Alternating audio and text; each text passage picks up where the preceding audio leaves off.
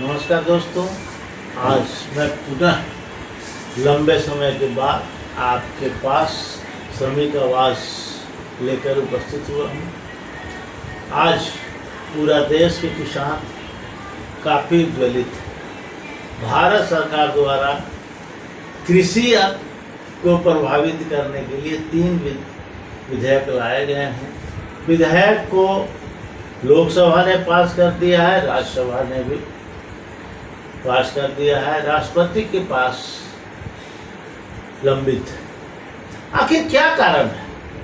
विधेयक को राज्यसभा में बिना चर्चा के ध्वनि मत से पास कराया गया गैर कानूनी ढंग से। इसका जो कारण है, जहाँ तक हमारी समझ बनती है, ये सरकार जानती थी कि यदि इसकी चर्चा राज्यसभा में विस्तृत रूप से हुई तो देश की जनता इस विधेयक के खामियों को जान पाएगी। जिस कदर वो जनता को बेवकूफ़ बनाने के लिए तरह तरह की बातें बोलते हैं कि विपक्ष किसानों को गुमराह कर रही है, ये उनको कहने में नहीं बनता। अब हम चले कि वास्तविक स्थिति क्या है।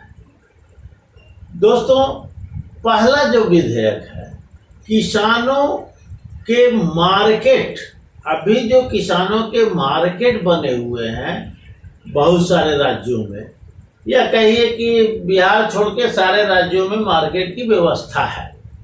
किसान अपना फसल मार्केट में ले जा कर के बेचते हैं। वहाँ पे उनका फसल जो मिनिमम सपोर्ट प्राइस भारत सरकार द्वारा तय की जाती है, उसके आधार पर बिक्री होती है। कुछ किसान आज भी, उनको ऐसी कोई बंधन नहीं है किसान को कि वो सारा फसल बाजार में ही बेचे। अगर उनका फसल बाजार से बाहर भी बिकती है तो किसान बेच सकते हैं उनको। लेकिन वास्तविक स्थिति क्या है कि किसानों का फसल अधिकांशतः बाजारों में बिकता है और बाजार में फसल बेचकर उनका 4.5% टैक्स देकर भी किसान अपने आप को संतुष्ट महसूस करता। बिहार सरकार 2006 में एक कानून बना के इस बाजार व्यवस्था को समाप्त की।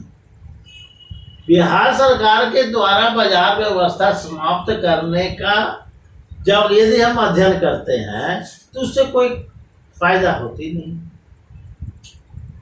और बिहार के किसानों को एमएसपी बराबर भी नहीं उनको मिल पाता है। बिहार सरकार ने कोऑपरेटिव के द्वारा इसको खरीदारी की व्यवस्था की, उसमें भी किसान का अनाज की बिक्री नहीं हो पाती है और नतीजतन फिर किसान का अनाज ले जाकर दूसरे राज्यों में बाजार में बेचा जाता है।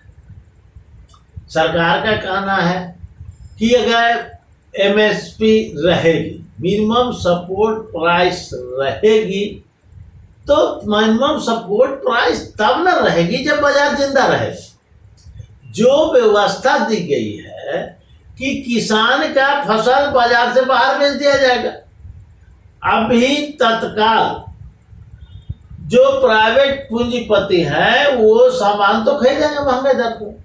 किसान को एक आदत बना देंगे अपने फसल को उनके पास बेचने का। नतीजा ये होगा कि जो बाजार को टैक्स मिलता है, जिसके आधार पर बाजार की प्रक्रिया चलती है, वो बंद हो जाएगा और बाजार धराशायी हो जाएगा। बाजार का काम खत्म हो जाएगा, वहां पर मंडी का काम खत्म हो जाएगा और टोटली सामान जो है पूंजीपति खरीदेंगे, और जैसे ही बाजार खत्म हो जाएगा, उनका कंपटीशन खत्म हो जाएगा, वो सामान मनमानी रेट पर खरीदेंगे, जो कि निश्चित तौर पर किसान का लिए नुकसान होता है।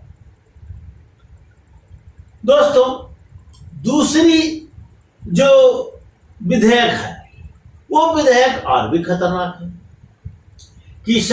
पूंजीपतियों को और किसानों को ये छूट दे दी गई है कि वो किसानों के साथ एक एग्रीमेंट करें, एग्रीमेंट करके वो फसल का बिक्री पूंजीपतियों के हाथ में करें।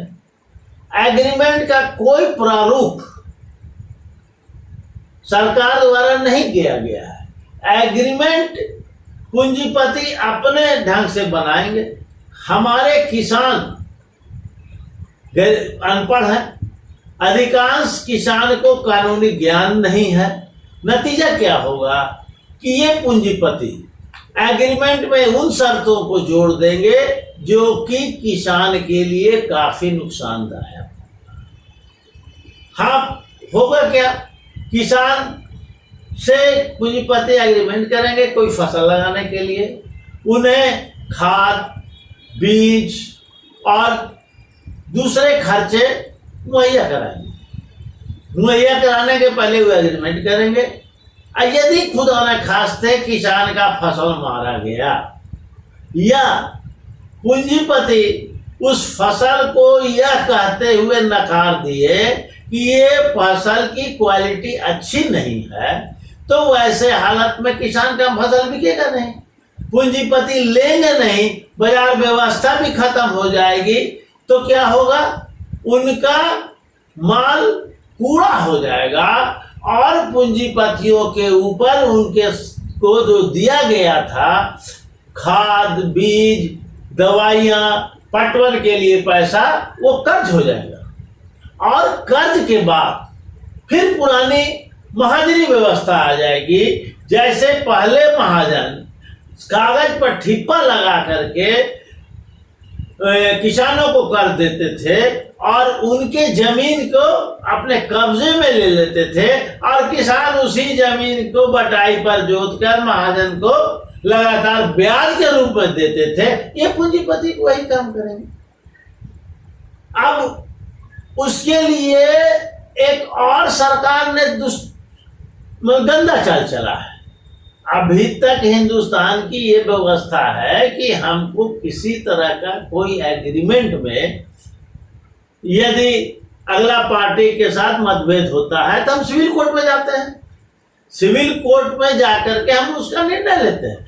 जुडिशियरी एक अलग संस्था है। जुडिशियरी का एक विश्वास है कि अलग संस्था है। लेकिन इस विधेयक के द्वारा इनके और किसान और पूंजीपतियों के बीच जो मतभेद होगा उसकी सुनवाई एसडीएम कोर्ट में होगी। अगर एसडीएम कोर्ट से बात नहीं बनती है तो ये सुनवाई अपील कलेक्टर के यहाँ होगी, यानी कार्यपालक पदाधिकारी ही इसकी सुनवाई करेंगे। इस मुकदमा को सिविल कोर्ट में दायर नहीं किया जाएगा। अब आप जानते हैं ये जो कार्यपालक पदाधिकारी होते हैं सरकार के इशारे पर नाचते हैं। आपने देखा कि देश में सैकड़ों लोगों को ये कार्यपालक पदाधिकारी देशद्रोह के नाम पर गिरफ्तार करके जेल में रखे हैं। कुछ को हाईकोर्ट से छुटकारा मिला है, बिना कोई सबूत के, बिना कोई अथी के जेल में रखे थे, उसकी फटकार भी सरकार को मिली है। तो ये कार्यपालक पदाधिकारी से गरीब किसान को न्याय मिलेगा, इसकी तनिक भी उम्मीद नहीं।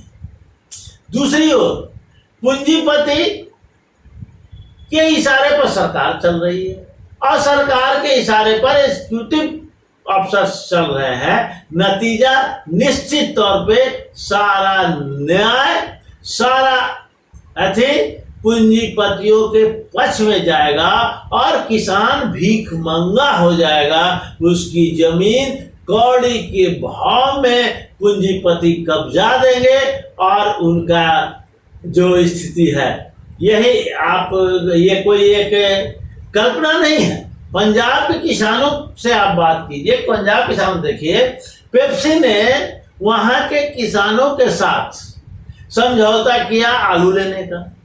जब आलू की फसल हो गई तो पेप्सी दूसरे राज्यों में सस्ता आलू खरीद लिया और पंजाब के किसानों के आलू को क्वालिटी कह के नहीं खरीदा। ये सारी चीजें किसानों के अहित में है। किसानों को पूरी आशंका है इससे उनके जमीन पर पूंजीपतियों का कब्जा हो जाए। तीसरी जो विधेयक है, उस विधेयक में ये प्रावधान किया गया है कि अभी तक जो जमाखोरी कानून देश में लागू है, जिसके तहत हम खाद्यान्न और किसान के कुछ फसलों का स्टोरेज नहीं कर सकते, उसका जो है हम अपने गोदाम में बड़े तादाद में जमा नहीं कर सकते हैं, जमाखोरी नहीं कर सकते हैं। ये प्रावधान है जिसके चलते कोई भी पूंजीपति अनाज का एक निश्चित स्टॉक ही रख पाता है, वो स्टॉक की सीमा समाप्त कर दी गई।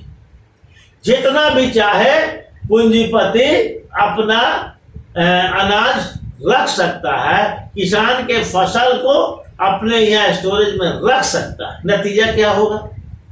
जिस वक्त किसान का फसल उपजेगा, किसान तो हैंड टू माउथ रहते हैं, फसल उपजते के साथ उन्हें बहुत सारे काम करने रहते हैं, औने पौने भाव पर वो फसल बेच देंगे और ये पूंजीपति अपने गोदामों में इन फसलों का जमा ढेर लगा देंगे और कृत्रिम अभाव पैदा करके मार्केट में मनमाने ढंग से बेचेंगे।